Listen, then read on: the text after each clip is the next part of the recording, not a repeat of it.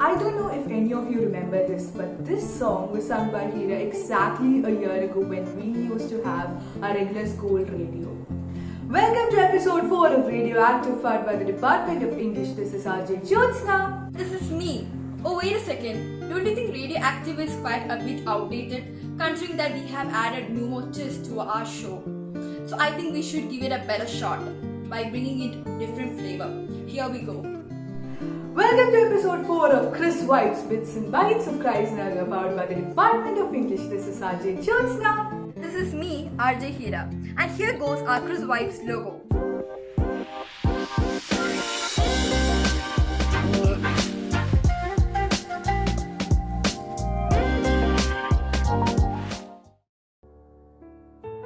So guys, today's episode is gonna be about bringing back our old memories, traveling back in time, and letting a wave of nostalgia hit us. So let's get this started. But before we do, I would like to point out the fact that Hira has been standing me up for quite some time these days. I'm pretty sure she has something planned behind my back. Since Joe is going to make this episode boring, I decided to make this amazing all by myself. Yes, I'm going to keep up with the hype. You guessed it right. Let the dance begin.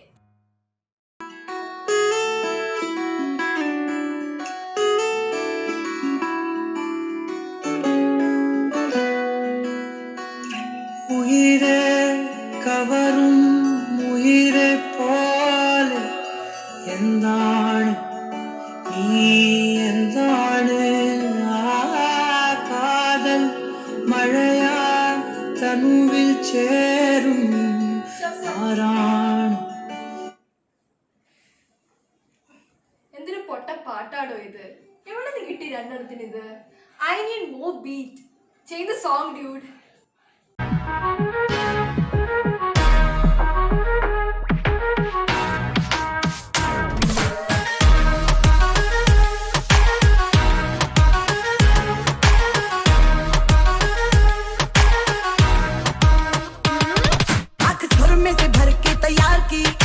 खींच के निशाने हूँ मैं मारती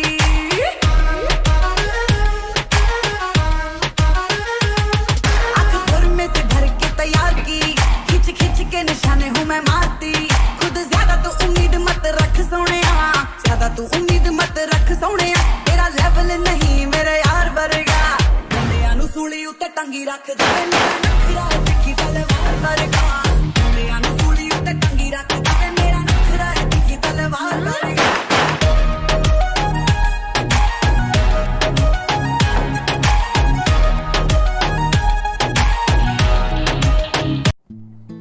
Hira, this is a rather heartbreaking moment. I think you should have just stuck to your RJ job. But again, kudos to all the other dancers. For this nostalgic episode, we have personally reached out to our classmates and parents to make this episode somewhat special. We have collected stories back from the 80s and 90s that we would like to share with you. But before we get it started, I would like to defend myself in front of Joe that I am good at dancing. Hira, I take back my words because I agree with you, and totally not because I'm scared of you. But leaving that behind, we all know that we were supposed to have our youth festival around this time of the year, and I'm pretty sure you all miss it. But my question is, how are youth festivals back in our parents' days? And that's what this part is about. I have a very funny story from one of our parents that I would like to share with you. So let's get started. എൻ്റെ കലോത്സവ അനുഭവം ആരംഭിക്കുന്നത് ഞാൻ 1ാം സ്റ്റാൻഡേർഡിൽ പഠിക്കുമ്പോഴാണ്. അന്ന് നാട്ടുപുറത്ത് LKG UKG ഒന്നുമില്ല. നേരെ government സ്കൂളിലെ 1ലേക്കാണ് ചേർക്കുന്നത്. ഇവിടെ മൂത്ത ചേച്ചിയുമുണ്ട് 4 പഠിക്കുക. സ്കൂളിൽ ചേർത്തിട്ടുള്ള ആദ്യത്തെ കലോത്സവത്തിന് തന്നെ എനിക്കും കിട്ടുമണി. കുറഞ്ഞത് 2-3 ഐറ്റംസ് എങ്കിലും ചെയ്യണമെന്നാണ് ഹെഡ് മാസ്റ്ററിന്റെ ഓർഡർ. പ്രത്യേകിച്ചും ഞങ്ങളുടെ കുടുംബ സുഹൃത്തു കൂടി ആയതിനാൽ എനിക്ക് അക്കാര്യത്തിൽ യാതൊരു ഇടവുമില്ല. ഞാൻ ലളിതഗാനത്തിനും പദ്യപാരായണത്തിനും പ്രസംഗത്തിനും ഒക്കെ പേര്. Wait, hold up. Why does this sound like something only Hira would do? Like switching between the dance and Chris vibes. But again, let's forget about Hira right now and get the story going. ലളിതഗാനമൊന്നും പ്രത്യേകിച്ച് അറിയില്ലാത്തതിനാൽ cinema ഗാനമായാലും മതിയെന്നെത്തി അവിടെ പറഞ്ഞു. ആദ്യം ലളിതഗാനം, പിന്നെ പദ്യപാരായണം, ഇങ്ങനെയാണ് തന്നിരുന്ന order. ഇത് തമ്മിലുള്ള വ്യത്യാസമൊന്നും അറിയില്ലാത്തതിനാൽ ചേച്ചിമാർ തന്ന ഓർഡറിലാണ് ഞാൻ പഠിച്ചത്. ആദ്യം ഇത് പാടണം, പിന്നെ ഇത് പാടണം എന്നൊക്കെ. എന്റെ കഷ്ടകാലത്തിന് സ്റ്റേജിൽ വിളിച്ചപ്പോൾ അവർ ഓർഡർ മാറ്റി.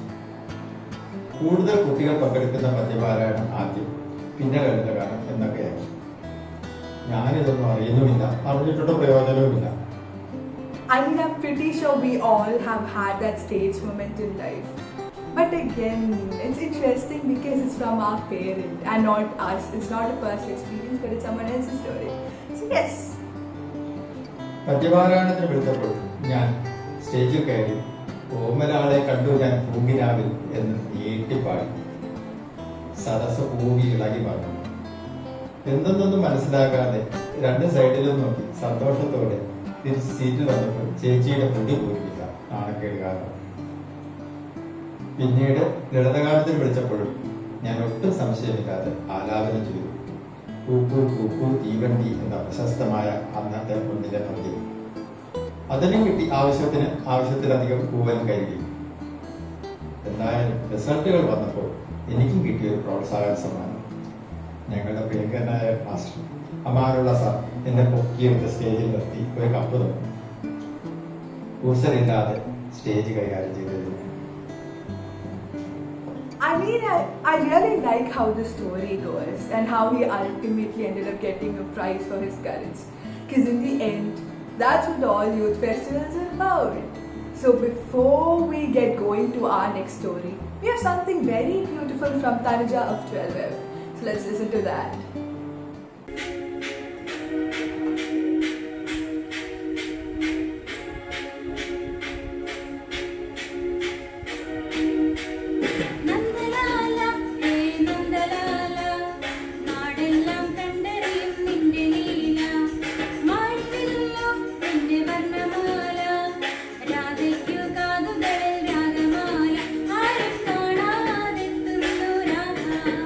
ആയ പെണ്ണേ നീ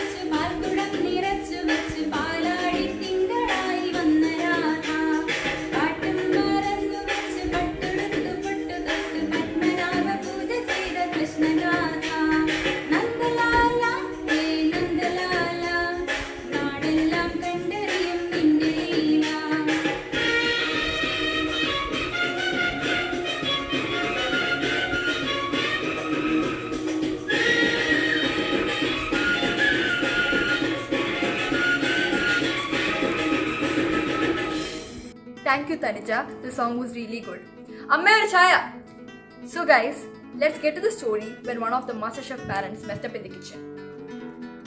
സ്കൂളിൽ പഠിക്കുന്ന സമയത്ത് വീട്ടില് അമ്മയും വേറെ ആരും ഇല്ലാത്ത സമയത്ത് ചായ ഉണ്ടാക്കി. വിറകടുപ്പിലാണ് ഉണ്ടാക്കിയത്. അപ്പം അച്ഛൻ്റെ അച്ഛനും രണ്ടുപേരാണ് വീട്ടിലുണ്ടായിരുന്നത്. അപ്പം 2 ഗ്ലാസ് ചായ വേണ്ടു. പക്ഷെ അച്ഛന് വലിയ അറിവൊന്നും ഇല്ലാത്തതുകൊണ്ട് അവിടെ ഉണ്ടായിരുന്ന ഒരു പാത്രം എടുത്ത് ഏകദേശം 10 ഗ്ലാസ് ചായ ഉണ്ടാക്കാൻ പറ്റും അതിനകത്ത്. അപ്പം അതിനകത്ത് പകുതി വെള്ളവും പകുതി പാലും കൂടെ ചേർത്തിട്ട് അടുപ്പത്ത് വെച്ചു.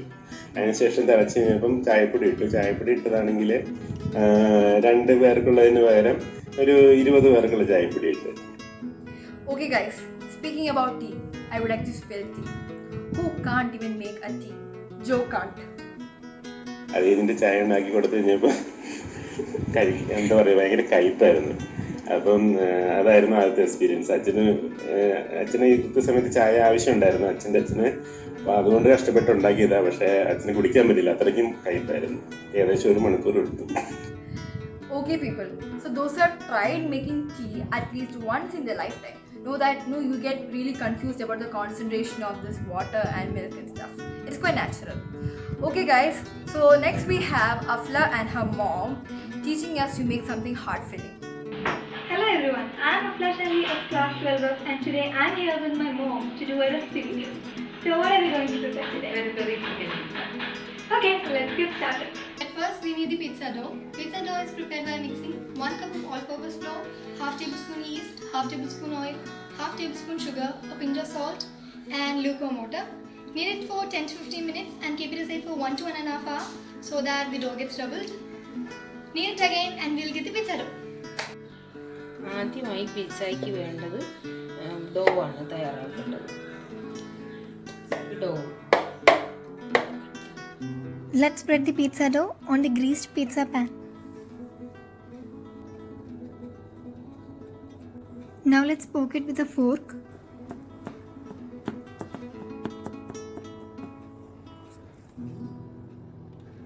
Now we have the pizza sauce. Let's spread it all over.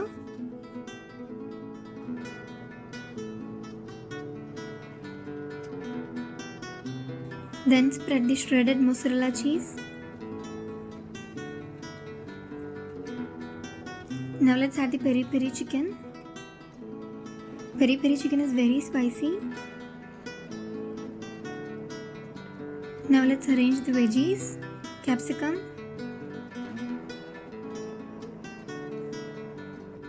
cabbage, tomato, coriander leaves. Add shredded mozzarella cheese again. Now the olives. Sprinkle some oregano. Okay, now let's place it at dough. Now let's heat it for 20 minutes at 200 degrees Celsius in the 10-minute preheated oven.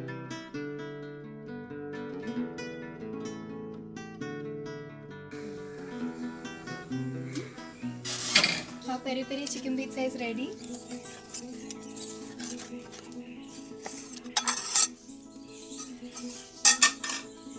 Thank you. My mouth is watering so hard and it's so tragic that I can't even have a piece of it. Anyway, thank you Afla for that wonderful pizza. Moving on, our third story stretches from back in the summer of 80s when our parents were kids like us. കുട്ടിക്കാലത്ത് ഞങ്ങൾ കസിൻസും ഒക്കെ അവധിക്കാലത്ത് ഞങ്ങളുടെ വീട്ടിൽ വന്ന് കുടുംബ വീടായിരുന്നു. അവിടെ ഒരുപാട് കുട്ടികളൊക്കെ കസിൻസൊക്കെ വരുമ്പോൾ ഞങ്ങളെല്ലാവരും കൂടെ ചേർന്ന് വിവിധ കളികളൊക്കെ കളിച്ച് അങ്ങനെ ഇട്ടിട്ടുണ്ട്. അതിൽ ഞങ്ങൾ കാണിക്കുന്ന ഒരു പ്രധാന തമാശ എന്ന് പറയുന്നത് ഞങ്ങൾ അപ്പൻ ഉപയോഗിച്ചിരുന്ന ഒരു ചാരിയസ് ഏരിയുണ്ട്. ഞങ്ങളെല്ലാവരും മാറി മാറി അതിൽ കിടക്കുമായിരുന്നു. അതൊരു ഭയങ്കര രസകരമായ അനുഭവം. പക്ഷേ ഞങ്ങൾ ഓരോരുത്തരും ഒരു കാര്യം ചെയ്യും, അതിൻ്റെ കമ്പിനെ ഞങ്ങൾ ഊരി മാറ്റാറുണ്ട്. അപ്പോൾ ആരെങ്കിലും ഞങ്ങളൊരു കസിൻസ് മറ്റൊരാൾ വന്ന് കിടക്കുമ്പോൾ ഇതിൽ നിന്ന് മറിഞ്ഞ് വീഴാറുണ്ട്. അങ്ങനെ മറിഞ്ഞ് വീഴുന്ന ഞങ്ങൾ. Guys, I was remembered of the scene from Drishyam, when Mohanlal falls into the chair. ഞങ്ങളെല്ലാവരും കൂടെ കൂടെ വന്ന് ചിരിക്കാറുണ്ട്. അങ്ങനെയൊക്കെ ഒരബദ്ധം പറ്റി എനിക്ക്. ഞാൻ എൻ്റെ കസിൻസിനെ പറ്റിക്കാൻ വേണ്ടി കമ്പൂരി വയ്ക്കുകയും ഞാൻ തന്നെ അതിൽ കിടക്കുന്ന മൂട്ടിൽ വീഴുന്നത് എല്ലാ കസിൻസും കൂടെ ചിരിക്കുന്ന അനുഭവം ഉണ്ടായി. അത് എന്നെ വളരെ രസകരമായൊരു അനുഭവമായിരുന്നു. This is ironic. On one side, we have our parents saying not to do not. But on the other side, we see them being ultra villain as kids. Guys, take note. This is the moment of truth. The word naughty reminds me only of the little cupcakes from our KG section. And they have sent us something very wholesome. So let's watch what they have sent us. Hi. Good morning, all. How are you all? I am Pratana P. Nair. I am 4 years old. I am studying in LKGE. Good morning, everybody. My name is Andrea Mini Anil. It's monkey jumping on the bed. One pair of rainbow. ഒരു ദിവസം കാക്കയ്ക്ക് ദാഹമുണ്ടാവും. അപ്പോൾ ആണെങ്കിൽ വെള്ളം ഉണ്ടാവില്ല. തപ്പി തപ്പി നിന്ന് നോക്കണം. അപ്പോൾ എങ്ങും വെള്ളം കാണും. അപ്പോൾ ഒരു വീട് കണ്ട്. അപ്പോൾ വീടിൻ്റെ വണ്ടിയിൽ നോക്കിയപ്പോൾ ആ കിണറ്റിലത് വെള്ളമായിരിക്കുന്നു. I totally agree on the word wholesome. This made my day. Moving on, next we have a class teacher, Jaya ma'am, who has had a teaching experience of 30 years to share with her online class experience and also some comical incidents that took place in her class. Well, I never expected even in my dreams that such a situation would come. None of us did.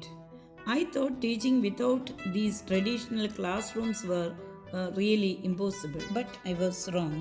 Every obstacle and every failure is another step towards success. Technology has reached unimaginable heights by now, which is why we are able to teach even during this difficult situation. It's really a new experience for me.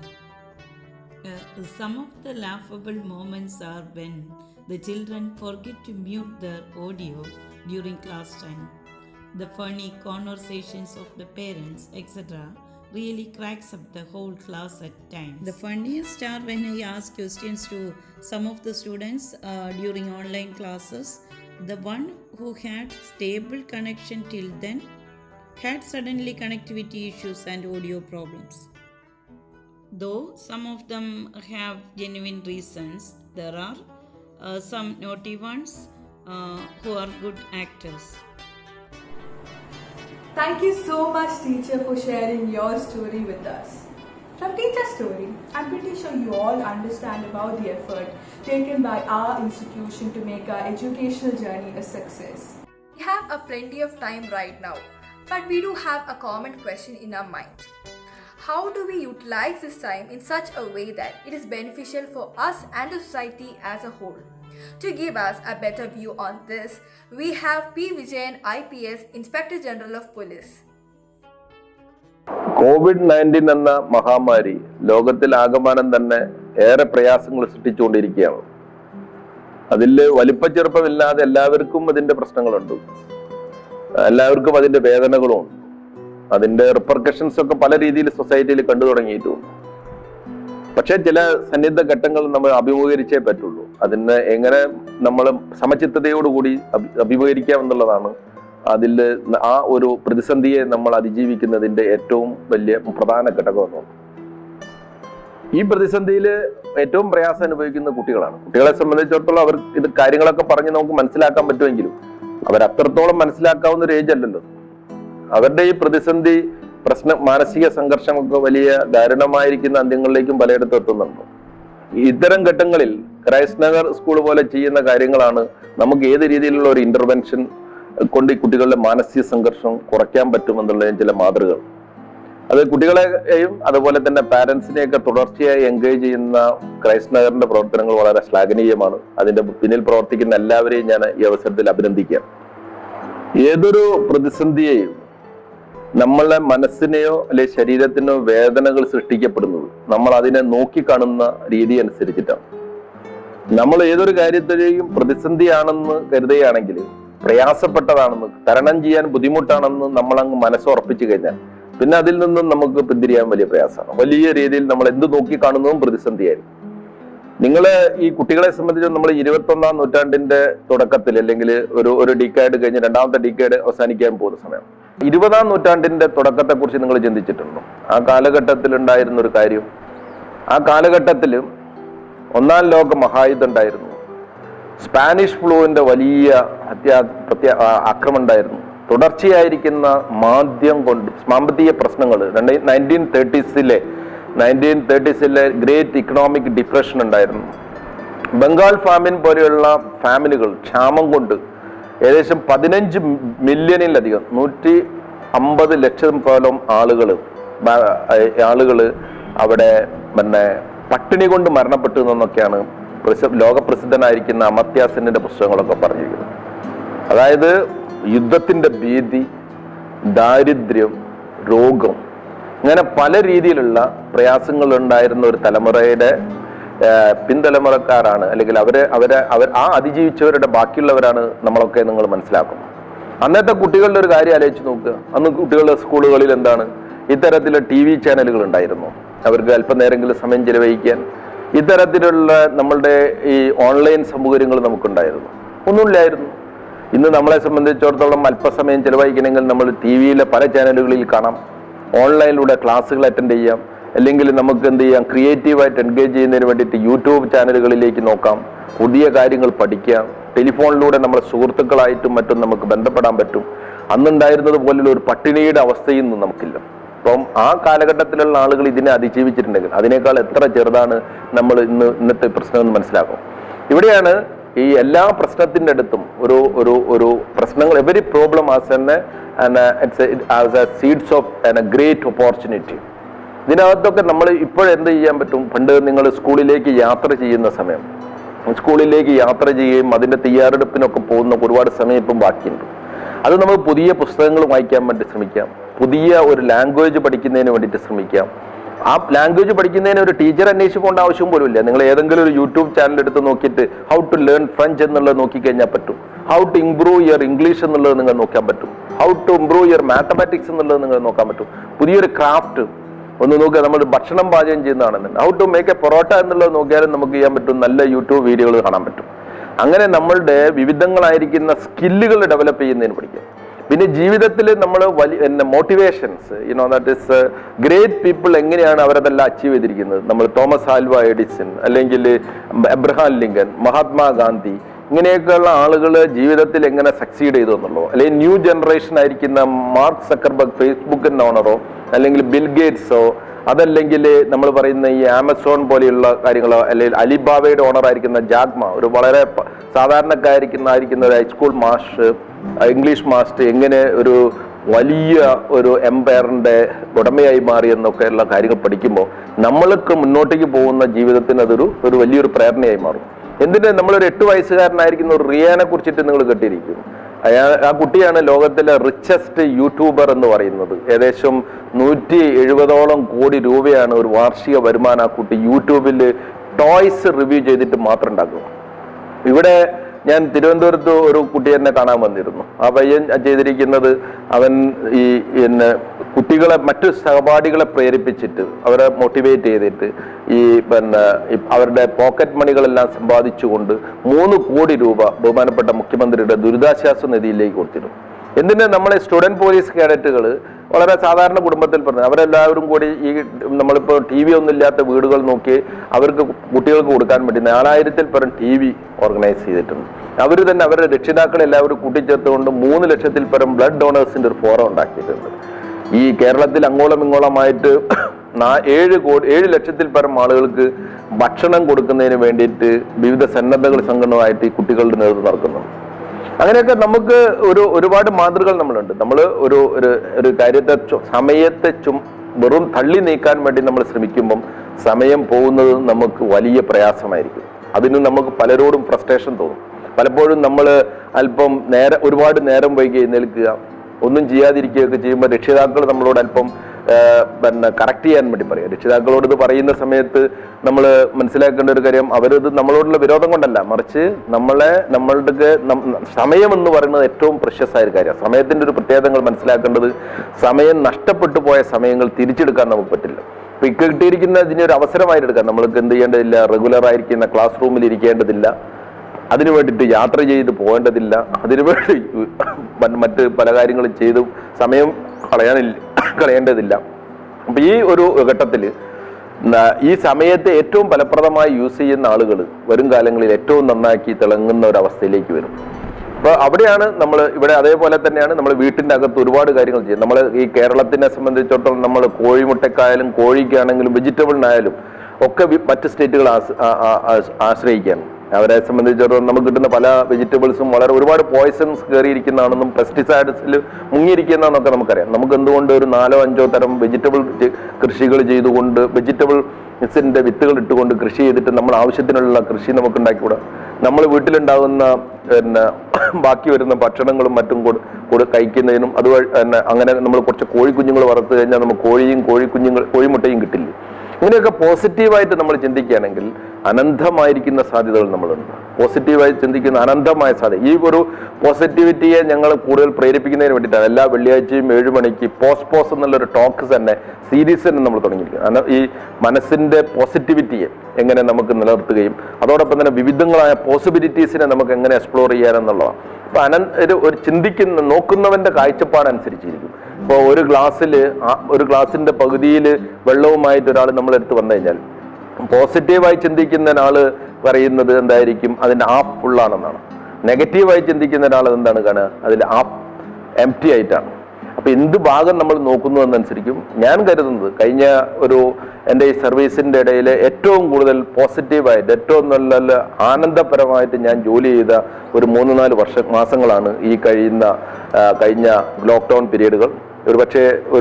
പലപ്പോഴും എനിക്കും എൻ്റെ സുഹൃത്തുക്കളും ഒക്കെ തോന്നിയിരുന്നു ഈ തരം expose ചെയ്യപ്പെടുന്നത് അപകടം ഉണ്ടാക്കില്ല. പക്ഷെ ഒന്നും സംഭവിച്ചില്ലെന്നും മാത്രമല്ല, അതിനേക്കാളൊക്കെ ഉപരി ഒരുപാട് ആളുകൾക്ക് പല രീതിയിലുള്ള സഹായങ്ങൾ എത്തുന്നതിന് ഞങ്ങളുടെ ടീമിന് മൊത്തത്തിൽ കഴിഞ്ഞു എന്നുള്ളതാണ്. അതുപോലെ നമ്മൾ പോസിറ്റീവായിട്ട് എടുക്കുക, വളരെ അതിൻ്റെ വിവിധ അനന്തമായിരിക്കുന്ന പോസിബിലിറ്റീസിനെ കുറിച്ച് നോക്കുക. ഡിജിറ്റൽ വേൾഡ് എന്നൊക്കെ പറയുന്നത് വെറും വീഡിയോസ് കണ്ടിരിക്കാനല്ല, നമ്മളെ ജീവിതത്തെ മാറ്റിമറിക്കാൻ സഹായകരമായിരിക്കുന്ന ഒരുപാട് കണ്ടന്റ് ഉള്ളതാണ്. അതിനെയൊക്കെ ഫലപ്രദമായി യൂസ് ചെയ്യും. അതിന് പോസിറ്റീവായിരിക്കുന്ന രീതിയിലുള്ള സാഹചര്യങ്ങൾ ഒരുക്കാൻ വേണ്ടിയിട്ട് രക്ഷിതാക്കളും അധ്യാപകരും കൂടി ശ്രമിക്കുകയും ചെയ്തു കഴിഞ്ഞാൽ ഒരു നല്ല ഈ ഒരു പ്രയാസ കാലഘട്ടവും വളരെ നന്നാക്കി കടന്നു പോകാൻ പറ്റും. ഒരു പുതിയ യുഗത്തിലേക്ക് ഒരു പുതിയ മനസ്സോട് കൂടിയിട്ട്, പുതിയ ശക്തിയോട് കൂടിയിട്ട്, പുതിയ സ്കില്ലോട് കൂടിയിട്ട് ഈ പോസ്റ്റ് കോവിഡ് പീരീഡിനെ നമുക്ക് നേരിടാൻ പറ്റും. നിങ്ങളെല്ലാവരും അത്തരത്തിലുള്ള ഒരു പോസിറ്റീവ് ആൻഡ് പോസിബിലിറ്റീസിനെ അന്വേഷിക്കുന്ന ഒരു മൈൻഡോട് കൂടിയിട്ട് മുന്നോട്ട് പോകണം എന്നുള്ളതാണ് എൻ്റെ റിക്വസ്റ്റ്. അതിൻ്റെ ഗുണങ്ങൾ നിങ്ങൾ വരും കാലങ്ങളിൽ അനുഭവിക്കുകയും ചെയ്യും. ഇത്രയും പറഞ്ഞുകൊണ്ട് ഞാൻ നിർത്തുന്നു. നിങ്ങൾക്ക് എല്ലാവർക്കും എല്ലാവിധ നന്മകളും നേരുന്നു. ജയ് Hind. Thank you so much, sir, for giving us a better perspective on time utilization as youths. We would all keep this in mind while spending our lockdown days from now on. Moving on, this is a moment of honor for me. As a Christ-Nagarian, I'm proud to announce that our school has secured a 97.6% on our CBSE boards this year. I humbly invite our beloved principal, Reverend Father Binu Patikulam CMI, to talk more on this subject. Hi everyone. Now, the CBSE result we got for both section, our +2 and our 10th standard. In our 10th standard, 109 students appeared for the board examination. In that, 90 students got distinction and 19 students got first class. In that itself, around 19 students got 90 and above, and in that itself 7 students got full A1. It's a meritorious achievement. I congratulate all these students for their meritorious achievement in their board examination.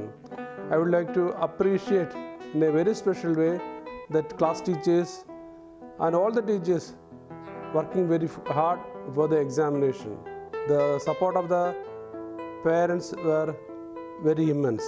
The same way, the Christ-Nagar School CBSE 12th, we were having 16 students and out of that 15 distinctions, and we are having 1 first class.